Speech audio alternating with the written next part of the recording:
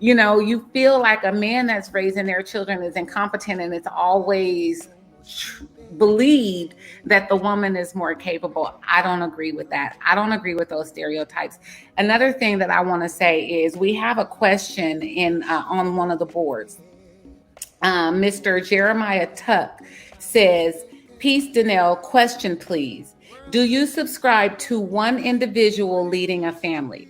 I wanted to read that as I was talking because from a woman's perspective, I absolutely do. I believe in a woman being able to be independent and submissive at the same time. I don't believe it's a knock. I don't believe that that makes us beneath the man. I believe that when everybody is effectively content with fulfilling their own roles, the ship runs smoother.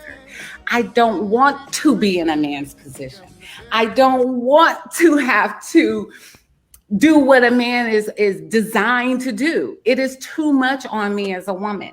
I humbly submit to the equipped man that knows how to lead a family. The difference is we have to be wiser as women and not select men that we wouldn't follow.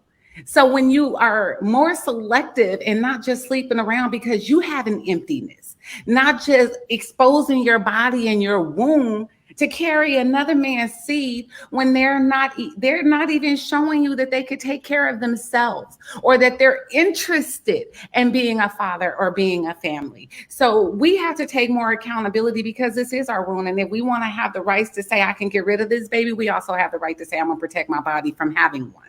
So yes, accidents happen, but most of the times it could have been prevented. God created masculinity and femininity from himself, in my opinion. Now, you can disagree, but it is in my opinion that God is both masculine and feminine. So when we're dealing with the fact that we are made in his image, coming together, we are like God, masculine and feminine.